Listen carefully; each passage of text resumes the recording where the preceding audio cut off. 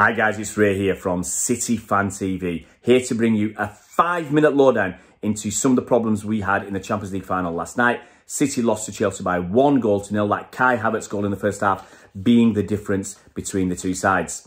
I've got 5 minutes, let's try and squeeze everything in. Okay guys, from the off I'll say, what I'm going to talk about, some of you might have heard before, read before.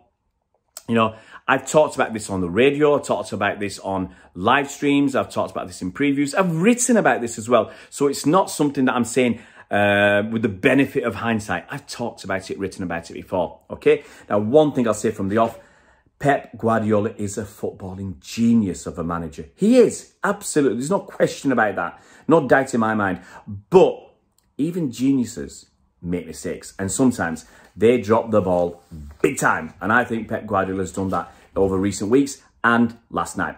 Right, let's get cracking. First of all, losing to Chelsea twice in the run-up to this in the last 6 or 7 weeks.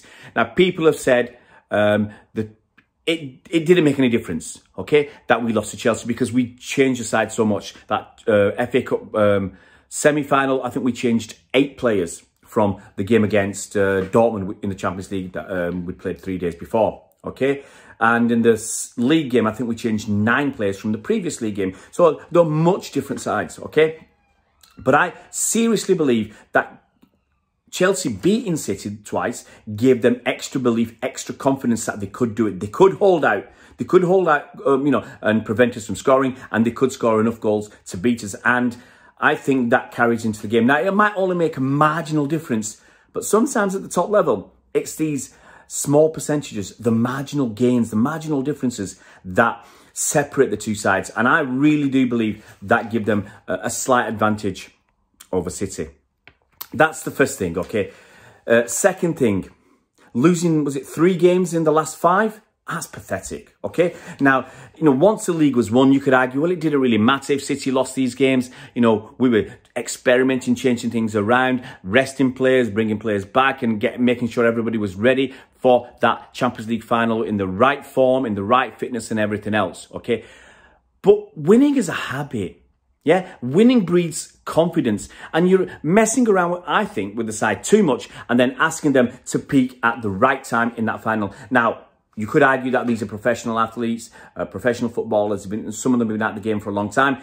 They should be able to peak at the right time. But as I said, I think you've got to keep winning, yeah? And I think that just breeds confidence and positivity throughout the club. Lineup.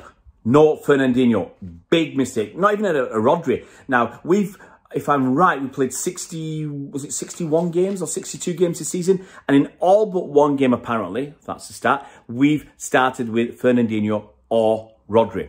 So why is it in this game we didn't? So what has been pretty much tried and trusted has got us to the Champions League final. It's got us to the Premier League title. It's got us to the Carabao Cup final and winning that, and it's got us to the FA Cup semi-final. And suddenly in this massive game, you decide to change things around. And we saw where that goal came from. I think there's a massive Fernandinho-shaped hole in our midfield, and they got through and they scored that goal. And I think that was a huge difference between the two sides. Another mistake from me, starting Raheem Sterling. Now, we've seen Raheem Sterling has been playing poorly most of this season. I've said for the last 2 seasons, he's been on the decline, okay? And for all the efforts he puts in, he relies too much on pace to get past people and not on enough skill.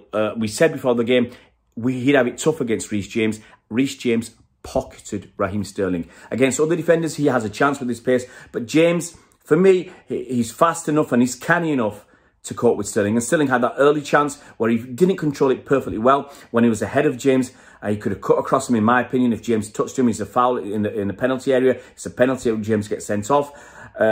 Raheem Sterling needed to control it and needed to play better. And he didn't. It just wasn't right. Pep squeezed him in, messed up with everything.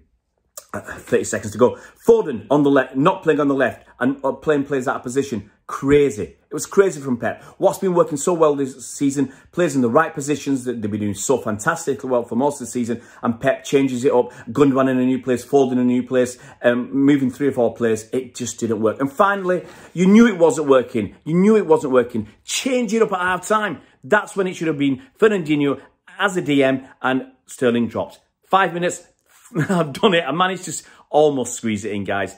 If you're new to the channel, please subscribe. Please hit that bell icon so you're notified as soon as new videos come out. And I'll see you around Blues.